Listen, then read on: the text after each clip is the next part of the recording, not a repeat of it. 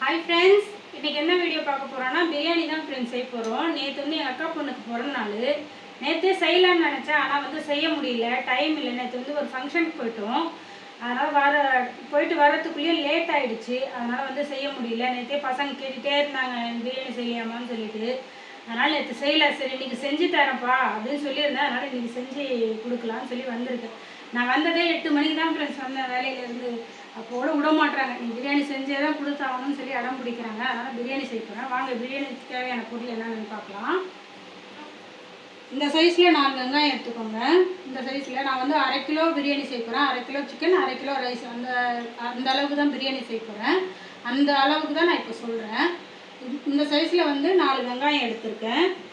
இந்த சைஸில் வந்து 4 தக்காளி எடுத்திருக்கேன். ஒரு கைப்பிடி புதினா, ஒரு கைப்பிடி கொத்தமல்லி, 4 பச்சை மிளகா, லெமனு. இந்த லெமன் வந்து பாதி தான் ஃப்ரெண்ட்ஸ் போடணும், முழுசாக போடக்கூடாது. அதுவும் புளிப்பு கம்மியாக இருந்தால் தான் போடணும். இல்லைன்னா புளிப்பு வந்து தக்காளியிலே புளிப்பு இருந்துச்சுன்னா லெமன் வந்து சேர்க்க தேவை கிடையாது. அப்புறம் தயிர், இஞ்சி பூண்டு பேஸ்ட்டு, 1/2 கிலோ சிக்கனை வந்து கழுவி சுத்தம் பண்ணி வச்சுருக்கேன். நான் வந்து இந்த கிளாஸில் வந்து 2 கிளாஸ் அரிசி அளந்து கழுவி ஊற வச்சுருக்கேன் ஃப்ரெண்ட்ஸ். அவ்வளோதான் இதுக்கு தேவையான பொருள். இப்போ போய் வெங்காயம் தக்காளி வந்து அரைஞ்சிட்டு வந்துடலாம். ஃப்ரெண்ட்ஸ், எனக்கு வந்து அரோமனையில் தான் ஃப்ரெண்ட்ஸ் கட் பண்ண தெரியும். கத்திலலாம் எனக்கு கட் பண்ண வராது. நானும் ட்ரை பண்ணி பார்த்துருக்கேன் கத்தியில் கட் பண்ணலான்னு சொல்லிட்டு. ரொம்ப ஸ்லோவாக இருக்கும் ஃப்ரெண்ட்ஸ். கத்தியில் கட் பண்ண, அரோமனையில் கட் பண்ணால் கடன்னு கட் பண்ணிடுவேன். ஏன்னா சின்ன வயசுலேருந்தே எங்கள் அம்மா வீட்டில் இருக்கும்போதுலேருந்தே அரோமனையில் தான் கட் பண்ணி பழக்கம் எனக்கு. கத்தியில் சுத்தமாக கட் பண்ணி எதுவாக இருந்தாலுமே, மீன் எது இருந்தாலுமே அரோமனையில் தான் ஃப்ரெண்ட்ஸ் கட் பண்ணுவேன். யாரெல்லாம் அரோமனையில் கட் பண்ணுவீங்கன்னு சொல்லிட்டு கமெண்ட் பாக்ஸில் வந்து கமெண்ட் பண்ணுங்கள். அப்புறம் இந்த வெங்காயம் வந்துட்டு அரிஞ்சால் தண்ணி வருது ஃப்ரெண்ட்ஸ். எனக்கு காய்கறிலேயே பிடிக்காத விஷயம் இந்த வெங்காயம் அரியது தான் ஃப்ரெண்ட்ஸ். வெங்காயம் அரிஞ்சால் தண்ணி வராமல் இருக்கிறதுக்கு ஏதாவது டிப்ஸ் இருந்தால் சொல்லுங்கள். ஃபஸ்ட்டு அடுப்பு பற்ற வச்சுக்கலாம். அடுப்பு பற்ற வச்சுட்டு பிரியாணி குண்டா வச்சுக்கலாம். இது வந்து 1 கிலோ அரவு வேகும். இந்த குண்டா வந்துட்டு நான் வந்து இப்போ 1/2 கிலோ தான் செய்ய போகிறேன்.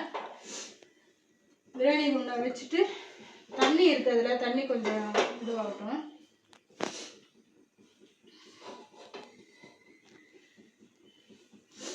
எண்ணெய் ஊற்றிக்கலாம்.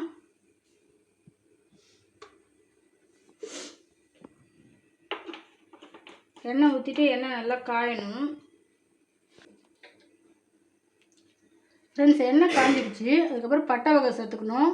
கொஞ்சம் பட்டை, ஒரு 4 கிராம்பு, 3 ஏலக்காய். இதுதான் ஃப்ரெண்ட்ஸ் போடுவேன் நான் பிரியாணிக்கு. மற்றபடி அந்த இலை, சோம்பு அதெல்லாம் போட மாட்டேன். இது 3 மட்டும்தான். அது போட்டுக்கலாம். அது நல்லா பொரிஞ்சு வந்தவொடனே வெங்காயம் சேர்த்துக்கலாம்.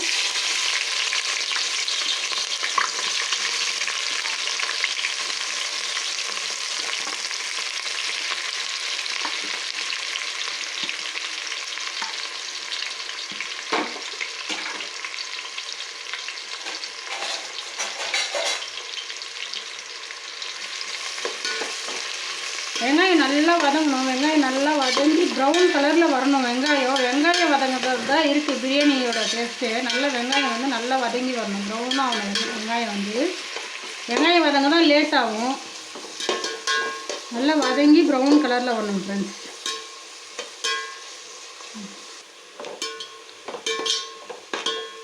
இந்த அளவுக்கு வதங்கணும் ஃப்ரெண்ட்ஸ். இந்த அளவுக்கு வெங்காயம் வந்து இந்த அளவுக்கு நல்லா வதங்கணும். வதங்கினா தான் அதுக்கப்புறம் தான் மற்ற பொருள்லாம் சேர்க்கணும். இந்த அளவுக்கு வதங்கினோன்னு நான் வந்து 4 பச்சை மிளகா எடுத்துருக்கேன், அது போட்டுக்கிறேன். அதுக்கப்புறம் இஞ்சி பூண்டு பேஸ்ட்டு இந்த ஸ்பூனால் 3 ஸ்பூனு இஞ்சி பூண்டு பேஸ்ட்டு ஆட் பண்ணுறேன். போட்டு நல்லா வதக்கணும் இஞ்சி பூண்டு பேஸ்ட்.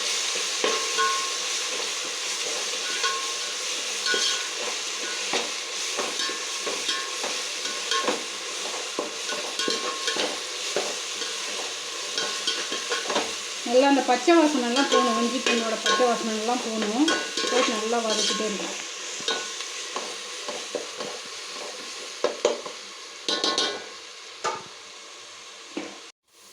இப்போ வந்து மிளகாத்தூள் சேர்க்குறேன். இந்த ஸ்பூனால் 3 ஸ்பூன் மிளகாத்தூள் போட்டுக்கிறேன்.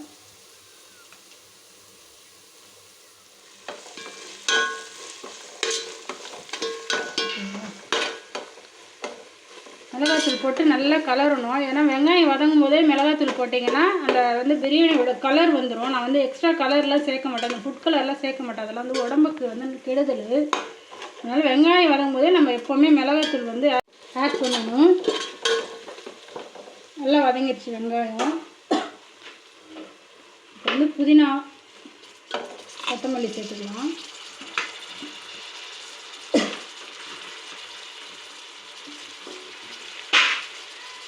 புதினா கொத்தமல்லி சேர்த்துட்டு நல்லா வதக்கி விடுங்க.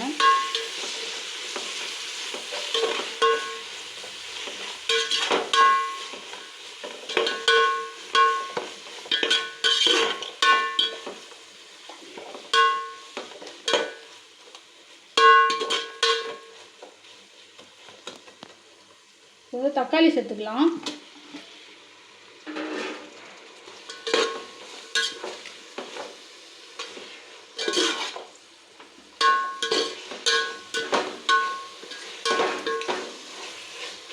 தக்காளி சேர்த்து இப்போ தக்காளி நல்லா வதங்கட்டும்.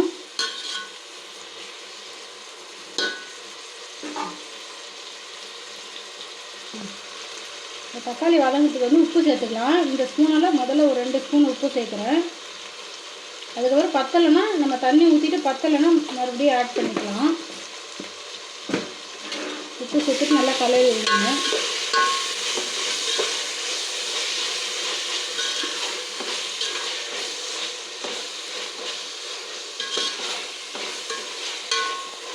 பார்த்தீங்களா இப்போ எவ்வளோ கலராக இருக்குன்னு சொல்லி.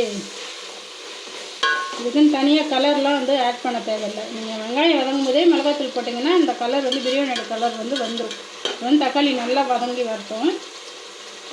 நல்லா வாசனையாக இருக்குது பின்னி. நல்லா வாசனையாக இருக்கா? புதினா கொத்தமல்லி போட்டிருக்கோம்ல, அதுதான்.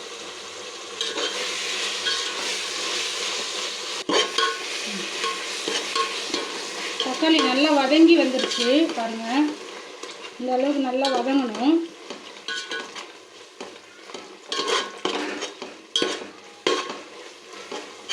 தக்காளி நல்லா வதங்கி வந்தோடனே இப்போ வந்து கறி சேர்த்துக்கலாம்.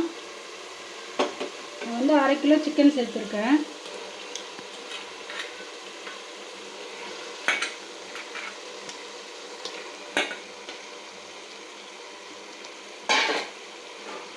கறி சேர்த்துட்டு நல்லா வந்து கறியை போட்டு நல்லா கலரி விடணும்.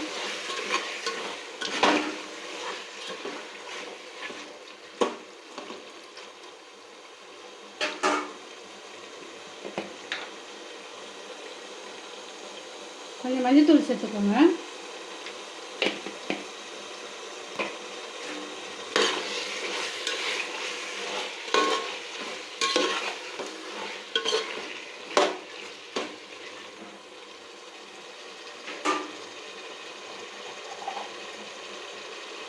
தயிர் ஒரு 1/4 கப் சேர்த்துக்கோங்க.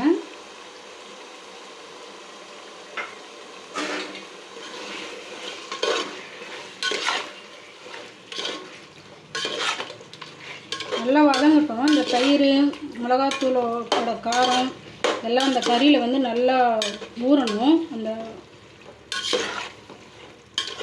கொஞ்ச நேரம் அப்படியே இருக்கட்டும். அந்த மசாலாவோட ஃப்ளேவர்லாம் அந்த கறியில் வந்து வரும்.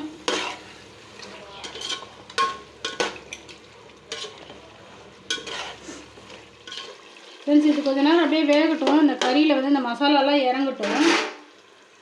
ஃப்ரெண்ட்ஸ், நான் இப்போ தான் முதல்ல வீடியோ எடுக்க ஆரம்பிச்சிருக்கேன். என்னால் வந்து இது அப்படியே வந்து பேசுகிறதுக்கு வரல, திக்கி தான் பேச வருது. நான் ஏதாவது இதுவாக பேசியிருந்தேனாக்கா கொஞ்சம் அட்ஜஸ்ட் பண்ணிக்கோங்க. நான் ஏதாவது மாற்றிக்கணுன்னா கமெண்ட் பாக்ஸில் வந்து கமெண்ட் பண்ணுங்கள். நான் வந்து இந்த கிளாஸில் வந்து 2 கிளாஸ் அரிசி அளந்தேன். 1 கிளாஸ் அரிசிக்கு வந்து 1.5 கிளாஸ் தண்ணி. ஃப்ரெண்ட்ஸ், பிரியாணி அரிசினா 1.5 கிளாஸ் தண்ணி வைக்கணும். இந்த கிளாஸெல்லாம் நீங்கள் எந்த கிளாஸால் அளக்குறீங்களோ அந்த கிளாஸில் வந்து 1 கிளாஸ் அரிசி அளந்தீங்கன்னா 1.5 கிளாஸ் தண்ணி. நான் இப்போ வந்து அரிசியை ஊற வச்சு வடிகட்டி வச்சுருக்கேன். தண்ணியை வந்து அளந்து வச்சுருக்கேன். இப்போ இந்த தண்ணியை வந்து அதில் ஆட் பண்ணிக்கலாம் வாங்க.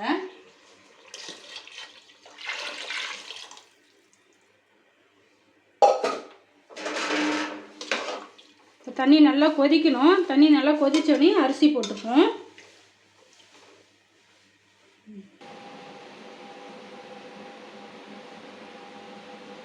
தண்ணி கொதிச்சிச்சுன்னு ஓப்பன் பண்ணி பார்க்கலாம். எப்பவுமே பிரியாணி குண்டா மூடி திறக்கும் போது இப்படி இருந்து வரீங்க, இப்படி திறந்தீங்கன்னா கையில் வந்து ஆவி அடிச்சிடும்.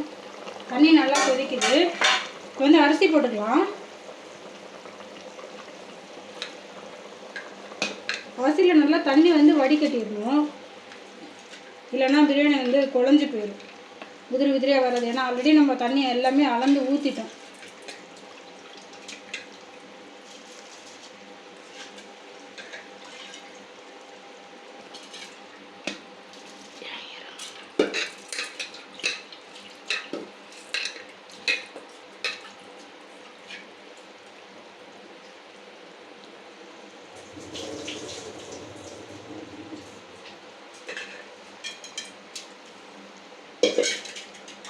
அரிசி போட்டோடனே அப்படியே நல்லா கலரி விட்டுக்கோங்க.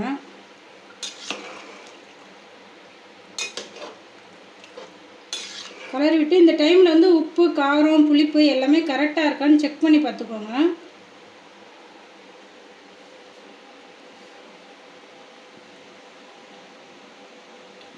எனக்கு வந்து உப்பு லைட்டாக கம்மியாக இருக்குது, உப்பு கொஞ்சம் சேர்த்துக்கலாம். புளிப்பு வந்து எனக்கு கரெக்டாக இருக்குது, புளிப்பு தேவையில்லை. உங்களுக்கு ஒரு வேளை புளிப்பு டேஸ்ட் கம்மியாக இருந்தால் மட்டும் லெமன் சேர்த்துக்கோங்க ஃப்ரெண்ட்ஸ்.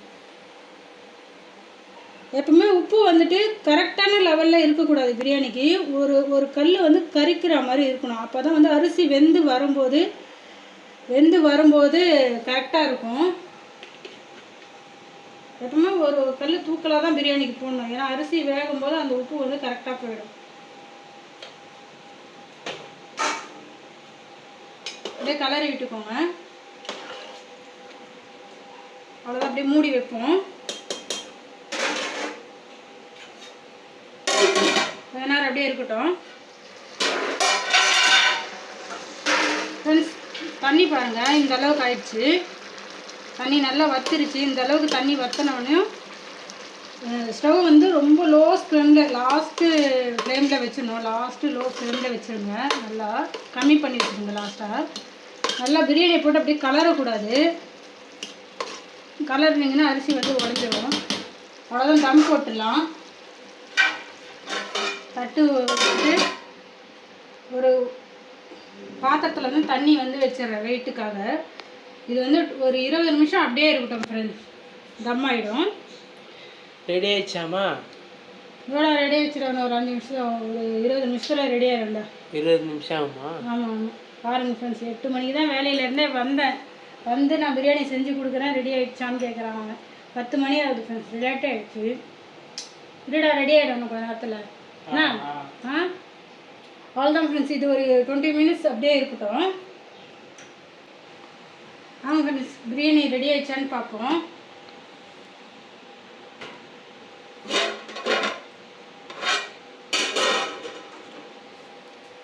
நல்லா வெந்து நல்லா ரெடி ஆகிடுச்சு ஃப்ரெண்ட்ஸ், உதிரியாக வந்துடுச்சு. அவ்வளோதான் ஃப்ரெண்ட்ஸ், பிரியாணி ரெடி ஆகிடுச்சு. இப்போ சாப்பிட வேண்டியது தான். சாப்பிட்டு பார்த்துட்டு டேஸ்ட் எப்படி இருக்குன்னு சொல்கிறீங்களா? ஓகே ஃப்ரெண்ட்ஸ், பிரியாணி சாப்பிட்டு எப்படி டேஸ்ட் இருக்குன்னு கேட்கலான்னு பார்த்தா இந்த கரண்ட்டு சரி பண்ணிடுச்சு. கரண்ட்டு போயிடுச்சு. 1/2 hour கழிச்சு இப்போ தான் ஃப்ரெண்ட்ஸ் வந்திருக்கு. 2 பேரும் சாப்பிட்டாங்க பசங்க, பசி. இப்போ பிரியாணி எப்படி இருந்துச்சுன்னு கேட்கலாம். பிரியாணி எப்படி இருந்துச்சு? நல்லா இருந்துச்சு. டேஸ்ட்டாக இருந்துச்சா? சாப்பிட்டு பார்த்து ஏற்கனவே சாப்பிட்டாங்க, இப்போ சும்மா சாப்பிட்டது நல்லா இருக்குல்ல? உனக்கு எப்படி ரசனை இருந்துச்சு? டேஸ்ட்டாக இருந்துச்சு பண்ணி. டேஸ்ட்டாக இருந்துச்சு. ஓகே ஃப்ரெண்ட்ஸ், நீங்களும் இதே மாதிரி செஞ்சு பாருங்கள், வீட்டில் ட்ரை பண்ணி பாருங்கள் ஒரு தடவை. இந்த வீடியோ உங்களுக்கு பிடிச்சிருந்துச்சுன்னா லைக் பண்ணுங்கள், ஷேர் பண்ணுங்கள், கமெண்ட் பண்ணுங்கள். மறக்காமல் சமீனா விளாக்ஸை சப்ஸ்கிரைப் பண்ணிக்கோங்க. ஆமாம் ஃப்ரெண்ட்ஸ், டாட்டா பாய். நெக்ஸ்ட் வீடியோவில் பார்க்கலாம்.